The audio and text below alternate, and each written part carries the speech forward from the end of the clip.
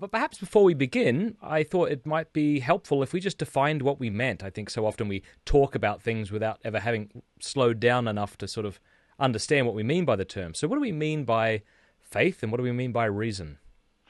So both terms are defined in different ways. You'll encounter different definitions for them. In terms of faith, uh, one of the ways it's defined, and I'll start with scriptural ways Mm-hmm. that the way the term faith is used in Scripture. But one of the ways it's defined is basically as intellectual assent to the truths of Christian doctrine. So you see it used this way, for example, in the letter of James, where James is talking about how faith alone is not sufficient.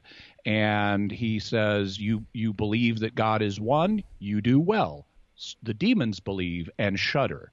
So the idea is, and one of the things that's kind of weird about English, forgive me if I back up and take a historical tangent for just a second. Please do. English is very unusual compared to other languages. Its grammar is actually pretty simple compared to other languages, but its vocabulary is enormous. And one of the reasons that it's so enormous is because of the way English developed historically. It's often classified as a Germanic language, so it belongs to the same general language family as German and Dutch and languages like that. But in 1066, the Normans conquered England, and the Normans spoke French, which is a Romance language rather than a Germanic language. So what happened was you had the new French overlords introducing lots of Latinate Romance words into English, while the Anglo-Saxon speaking underclass kept their Germanic language words. And so you had this sudden double vocabulary. So that's why in English we have two words, a minimum of two words for almost everything. You know, is it beef or is it cow? To give one example. Interesting. Is it pork or is it swine? And so we inherited this double vocabulary, and subsequently we've picked up even more words from even other languages, like the word ketchup. That's from Indonesian. That's a word we don't say in Australia, incidentally. We just call it sauce. Oh, really? Or tomato sauce, but we don't say ketchup. That's very American, yeah.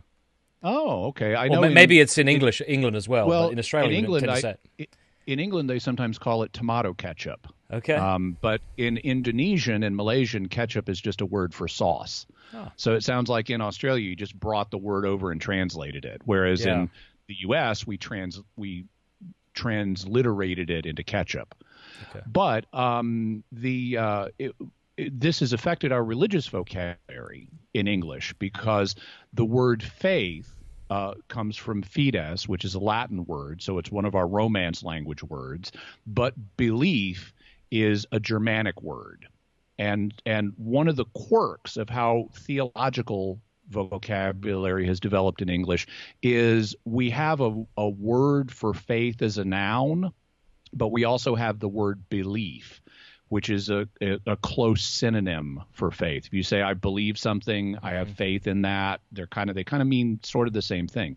Also, we lost the verb form for faith in English. So if you can't say I faith in Jesus. You can say I believe in Jesus, though. So something to be aware of as part of the discussion is that faith and belief are basically interchangeable, but we have weird usage rules in English because of its history.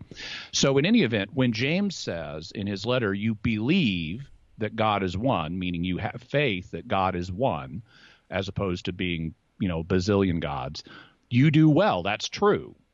But that's not sufficient because even the demons believe that God is one. They know there's only one God, but yet they shudder at the prospect of his wrath because it's not going to save them. The mere fact they believe in one God is not going to save them from God's wrath. So we see that here, this kind of faith is basically limited to just intellectually assenting to the truth that there is one God. It's a very limited form of faith. You believe there's one God, but that's about it. And of course, demons are aware of other truths of theology too. But this mere intellectual agreement or mere belief is not sufficient for salvation. And so there are other kinds of faith as well, and we also see these in Scripture. One of the common meanings of faith in both Hebrew and in Greek incorporates not just belief but also trust. So the idea, if you believe in God or have faith in God in this sense, it means you not only believe that God exists, you also trust in him. And so that's a more robust form of faith, because we have that as believers, but demons don't have that. They're not trusting in God. Then even beyond that, there's a form of faith that St. Paul describes as faith working through love, or faith working through charity. And that's the one that does save.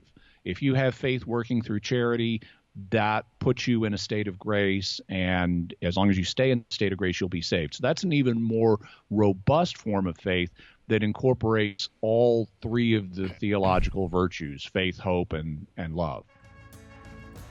Thank you for watching this clip. You can click here to watch the full episode. And I want to say a big thanks to our sponsors and to our amazing patrons for making all of this possible. Please do us a favor before you go. Click that subscribe button and then the bell, and that way YouTube will be forced to let you know every time we put out a new episode.